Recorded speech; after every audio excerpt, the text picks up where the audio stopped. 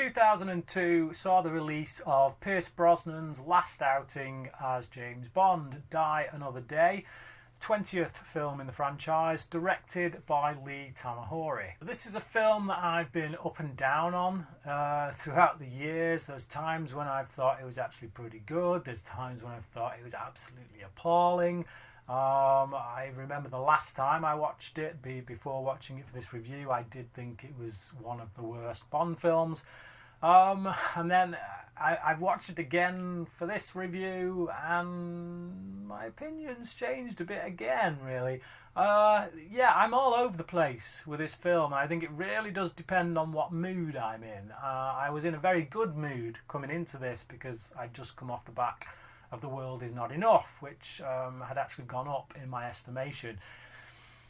This film is a film of two halves, literally. The first half, the first hour of this is actually a really good Bond film. It's genuinely a really good Bond film. Once we hit that hour mark, things kind of start to fall apart. Anyway, let's start at the beginning. So the opening credits sequence, the pre-credit sequence, I should say, is a really good one. It's a lot of fun. It's as it leads into the opening credits, it's quite dark for Bond with regards to his character and what his character goes through. We see him get imprisoned and then tortured. But yeah, no, we've got this sequence in which Bond is doing this exchange of these diamonds, conflict diamonds, with this General Moon, and things, as usual, go to pot. They find out that he is an MI6 agent, and he has to blast his way out of there and try and take out the bad guys along the way.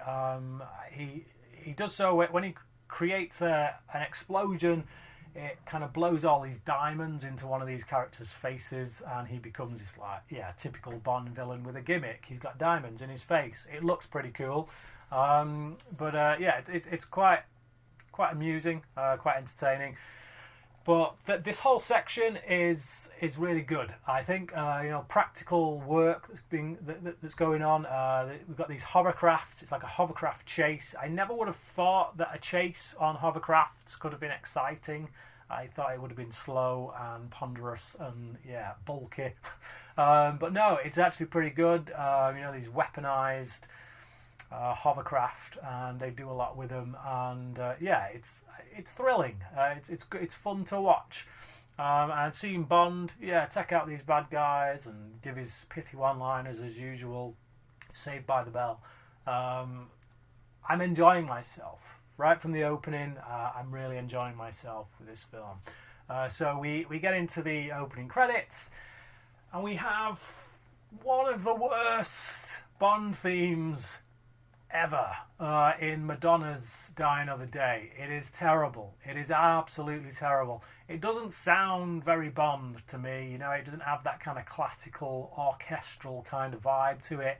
It's very Madonna. It's very kind of techno. It's got that mechanical voice thing that she does that I feel like artists of a certain age do to hide the fact that they're losing some of their vocal ability. Not that she was ever the best of singers, really. I don't know. That's just me personally.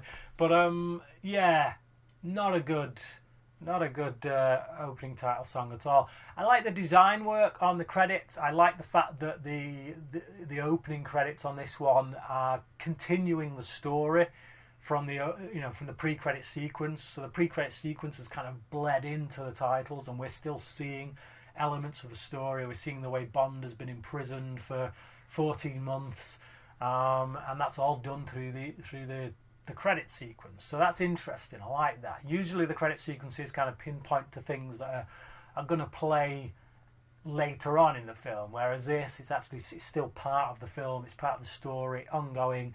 I like the way they do it. When we get past the credits, we find that Bond is released from prison as part of an exchange with Zhao, played by Rick Yune. This is the guy who got the diamonds in his face, obviously between Bond's capture and now.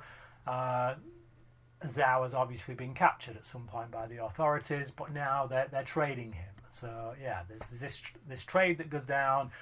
Bond thinks he's going to die. I like that moment. I like the way he handles that as a character. I think Pierce Brosnan's performance in that is pretty good. You see that this guy is really dishevelled. You see that he's taken quite a lot, more than what we're used to seeing Bond take, I think. So yeah, it's good to see the character at such a low, to see that he's human, basically, that he can fear for his life and whatnot. So the exchange is made, and then there's this question of just how much MI6 trust Bond. Did he give something up during his torture? It's kind of the main reason that they did the exchange, not because they wanted to get him out, but because they didn't want him to spill secrets. So yeah, there's this thing where there's now a distrust between Bond and MI6. And again, as with The World Is Not Enough, there's some elements in this film that I feel play into Skyfall. I think if Skyfall took the best bits of Die Another Day and The World Is Not Enough, kind of put them together, and GoldenEye, when they take another 00 as the main villain.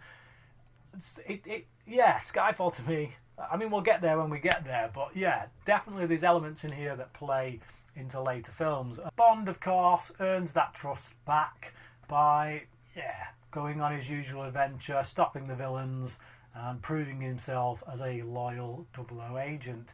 Now, as I say, the first half of the film is really good. The exploration or the investigation that he goes into, the detective work he has to do, uncovering what the plot is, the action sequences we get along that journey are all really entertaining. I'm quite invested. I'm not quite sold on Jinx, to be honest. I don't think Halle Berry is great in this role. I think she's pretty terrible, to be honest, at times. She's a funny one, Halle Berry, because she can act. If you look at Monsters Ball, she gives an absolutely blinding performance in that film. But when she's in stuff like this, the blockbuster stuff, I don't think she kind of fares as well. I think she's better maybe sticking with more independent cinema, lower budget, character driven pieces. But she's one of the weaker elements of this film. But I still think that the relationship between the two characters, Bond and Jinx, is quite playful. It's quite amusing at times. It's entertaining enough. It's what you'd expect from a Bond film, with a Bond girl and Bond and the relationship. It's just par for the course, I guess. The main villains in this are a bit of a mixed bag. Like I say, we've got Zhao, who's kind of the henchman, with his interesting diamond face. But there's not much of a character there, to be perfectly honest. I think the most interesting one for me, or the one that I enjoy watching most, is probably Miranda Frost, played by Rosamund Pike. She starts out as an agent, working for MI6 undercover, and very quickly is revealed to be actually the main villain, Gustav Graves' right-hand woman. So I like her. I like the way Rosamund Pike plays it. She has fun with the role, clearly. She's an expert swordswoman. So I like her. Gustav Graves, on the other hand, who turns out to actually be General Moon from the beginning of the film, after some DNA replacement treatment. Very science fiction, must be said. There's a huge science fiction element in this film, and I find that Bond is when it goes down the sci-fi route, aka Moonraker, we tend to be on shaky ground. But Gustav Graves, he's one of them over-the-top, megalomaniacal kind of villains. The billionaires, your kind of Max Zorins of Bond, those kind of people, Goldfinger, that type. Some billionaire with a harebrained scheme, and he's a bit over the top, shall we say. Toby Stephens, who plays him really over the top, just kind of a bit wacky in some respects, maybe too wacky, I think, for a Bond villain. I don't know, just Yeah, he's clearly having a ball in the role. I don't dislike him. I think he's quite a funny villain, I guess. But there's a really great central action piece between him and Bond when they have this sword fight. I'm a sucker for a good sword fight in a movie, and this is a really good one. It starts off as a kind of a jousting match, a fencing match between Bond and him, a bit of a pissing contest, and it just gets out of hand, and they pick up a couple of real swords and start having a good go at each other, literally trying to draw blood. But that's a really entertaining sequence. I like that, and everything up to that point in the film is really solid stuff. It's a really good Bond film. I'm very entertained, it must be said. I'm liking all the characters so far, for the most part. Even Madonna, who makes a little kind of cameo in it as the woman who's training Gustav in his fencing, she doesn't disgrace herself. She's quite amusing. She gets a little line, which I liked, where she kind of ducks out of seeing the fencing match between Bond and Graves because she's not really into seeing a cockfight. So yeah, I thought that was good. I think just because it's Madonna, I think people are maybe down on her in the film just for that reason. The song she did for the film is terrible, but her little appearance in it doesn't offend me or anything. I think she does okay. Which brings us to the halfway mark in the film, which is when things start going downhill quite rapidly. So we go to this ice palace. Gustav Graves hosts this party where he's going to demonstrate this satellite device thing, sun device. It reflects the rays of the sun to planet Earth, which will be able to be used for humanitarian purposes. Obviously, we know different, this being a Bond villain. But yeah, he does this demonstration, and things start to snowball. Pardon the lame pun. And Bond has to get stuck in, blow some stuff up, and get into a little bit of windsurfing, which is just terrible. Really, really terrible. Bad CGI. Really stupid decisions from the villains. So we have Gustav Graves using his sun device that could literally burn Bond to a crisp. He's chasing after Bond, who's torn away in this kind of jet engine thing, and then he's hanging off the cliff. He's hanging off a cliff in this jet engine, and rather than putting the sunlight beam directly over Bond and just burning him to a crisp, Gustav Graves decides to cut the ice away so that he falls, and then he's able to obviously get into a bout of windsurfing. It's stupid decisions from the Bond villain that kind of defy any kind of logic. Not to mention, it's just a really bad sequence, as I say. Horrible CGI, really unbelievable, defying the laws of physics kind of stuff from Bond, which he does a lot, but, when he does it to this extent, it just jumps the shark, quite literally. Horrible sequence. Then we get this car chase between, with Bond and Zhao. A lot of people are down on the invisible car thing. It was like a real big criticism for a lot of people. Like, oh no, the invisible car. It really don't bother me that much, to be honest. When you look at some of the gadgets we've seen Q come up with over the years, and I know that this kind of technology is in development. I obviously not to the level we see in this film, but I have heard about that mirror technology, which I know they've designed a suit that a soldier can wear that kind of makes him a bit like the invisible predator in the jungle. Again, to what extent that actually works, I don't know. I just know that this technology is in development. So to me, to have Bond have this invisible car, it doesn't offend me. I'm not sitting there going, what, an invisible car? Oh no, now you've just destroyed Bond. Again, one of them criticisms, a bit like the Denise Richards thing with World Is Not Enough, where it doesn't really register with me that much. The invisible car I can take, the windsurfing, not so much. I think just this whole section of the film kind of starts to drag, to be honest. When we're at this ice palace, I'm not really feeling it that much. We get just a lot of silly sequences, like with the lasers, when Bond's fighting Mr. Kill, terrible name, very literal,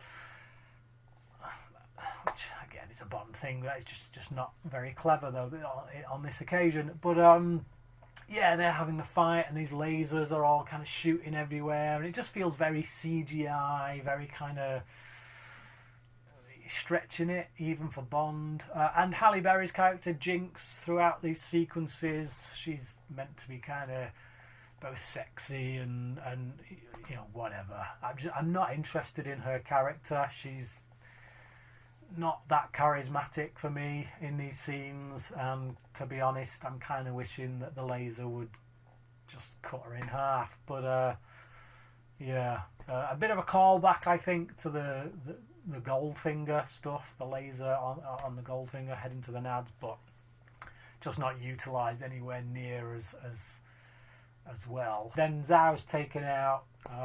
It's quite a good death scene, but I would have liked a bit of a fight between him and Bond. We don't really get one.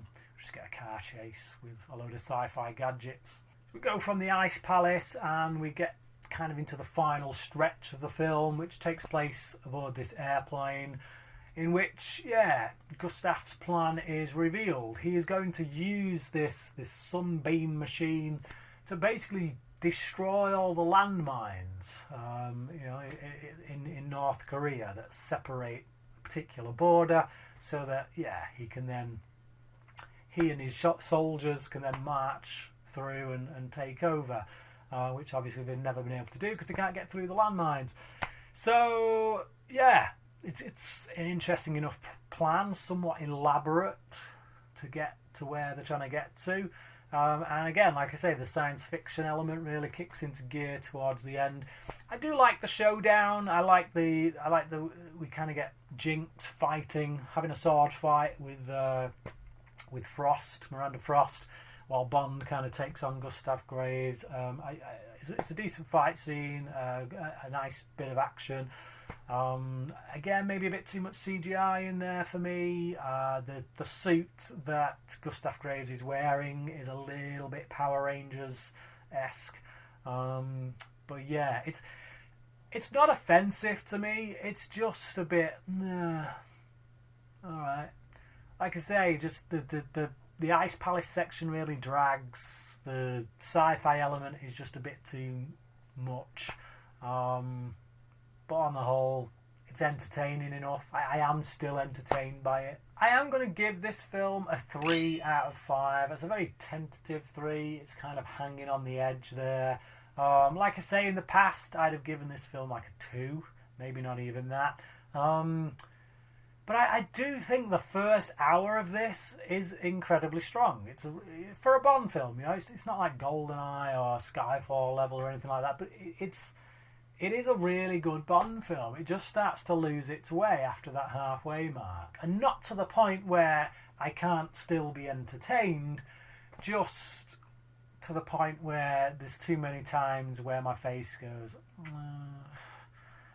But as I say, I am still kind of moderately entertained. So yeah, if the second half was as good as the first half, this would be a 4. Easily a 4 out of 5 at the least, but yeah, it just drags it down to a 3. It's still good. It's not quite as bad as everyone makes it out, I don't think. I think there are Bond films that I would rank under this, which I think there's maybe a good case to be made that they are better made, or that they're better films, but they just don't hold my interest as much. You know, you look at From Russia with Love, that's going to be pretty low on my overall ranking, just because I get so bored with it, and so many people love that one. I think maybe the story to it is maybe a bit better or whatever, but it just bores me to tears. So I would, if it comes down to it, yeah, maybe From Russia with Love is a better made film than Die Another Day, but I'm probably gonna watch Die Another Day again. Well, there's no probably about it. I will. I would rather watch Die Another Day again over From Russia with Love, because even though there's some real rough patches in it, I can still be entertained by it. And as I say, the first hour is pretty good. So 3 out of 5 from me. Definitely not the best Bond film, but certainly not the worst. But what about you? What do you think of Die Another Day? Yeah, leave your comments down below. Let me know what you think about it and what you think about Pierce Brosnan's tenure as Bond overall. Would you have liked to have seen him make another one, get a bit of a chance at redemption before Craig took over, or what? Yeah, leave your comments below. Let me know your thoughts. Thanks for watching this video, and until next time, cracking.